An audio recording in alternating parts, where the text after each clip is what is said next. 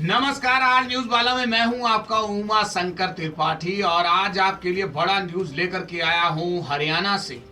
हरियाणा के रोहतक की अगर बात करें, रोहतक में जाट आरक्षण की मांग एक बार फिर से अपनी तूल पकड़ने की जो बारी में है वो फिर से तैयार हो चुकी है। और इसको देखते हुए हरियाणा सरकार ने ये कह सकते हैं कि जाट आंदोलन को देखते हुए रोहतक में धारा 144 लगा दी है। और धारा 144 लगने के बाद ये कह सकते हैं कि हरियाणा सरकार बहुत टेंशन में है। अगर इसके पहले की बात करें तो हरियाणा का जो जाट आंदोलन था आरक्षण को लेकर के बहुत भयंकर रूप धारण कर चुका था।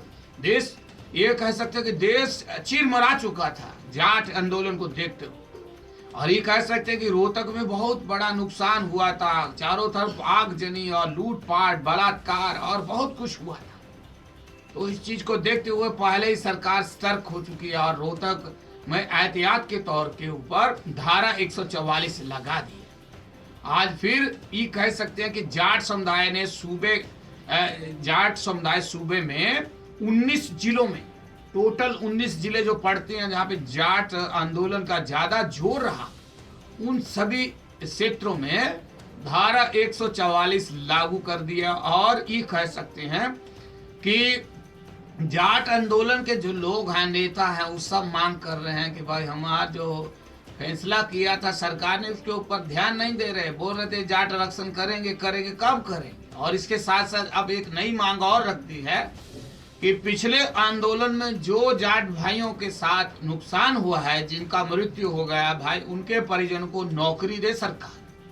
और सेंट्रल सरकार से मांग कर रहे हैं कि जाट आरक्षण को जल्दी से जल्दी लागू कर दें, नहीं तो एक बार फिर से भयंकर रूप बन करके जाट सबके सामने आ जाएंगे। तो भाई ये देखना होगा, सुरक्षा बेहद जरूरी है। हरियाणा सरकार ने इस वजह से ये कह सकते हैं जो इसकी आंदोलन की शुरुआत कहें तो शुरुआत हो चुकी है रोहतक के झांसिया गांव से।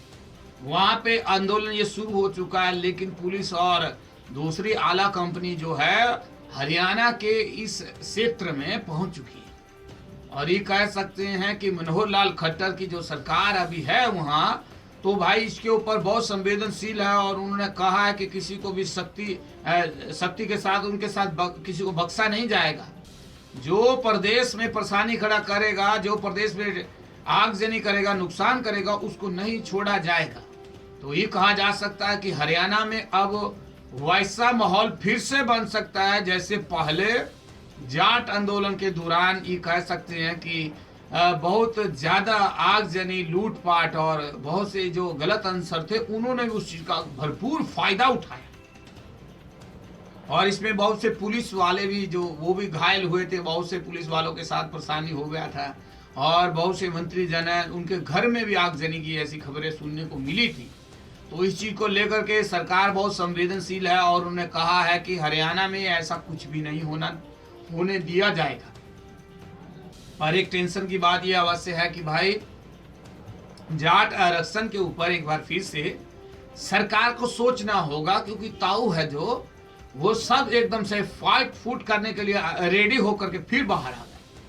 और एक तरफ सरकार इसके ऊपर बहुत संवेदनशील है, दूसरी तरफ जाट आरक्षण वाले भी वो कह रहे हैं कि किसी भी चीज को नहीं रुक पाएंगे, किसी चीज के साथ नहीं रुक पाएंगे।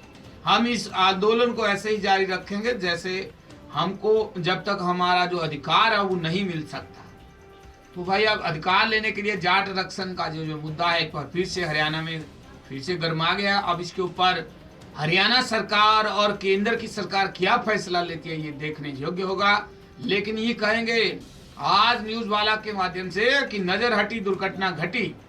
संवेदनशील इलाकों में अगर आप रह रहे हैं तो भाई थोड़ा सतर्क रहें, किसी के साथ कोई ऐसी छुटपुट वारदात हो सकती है। तो भाई इस वजह से सबका सहयोग करें, देश के साथ चलें, देश को साथ लेकर चले। जो बात बैठकर हो सके तो उसको बैठकर ही करना चाहिए। ऐसा बड़ा बड़ा विचार जो दूसरे नेताओं की तरफ से सुनने को मिल रहा है। तो अब ये जाट कैसे इस आंदोलन को आगे लेकर जाएंगे ये देखना होगा।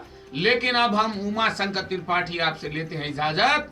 जाट आंदोलन शुरू हो चुका है, लेकिन सरकार भी सतर्क है। 144 धारा 19 जिलों में लगा दी गई है अब इसके ऊपर देखना होगा कि सरकार कितनी जल्दी इसके ऊपर फैसला लेती है। तो भाई आज न्यूज़ वाला चैनल को आप अवश्य सब्सक्राइब करें। आप सबका बहुत बहुत धन्यवाद करते हैं और बाकी का न्यूज़ देखने के लिए आप आज न्यूज़ वाला चैनल के साथ चिपक कर रहें। नमस्कार।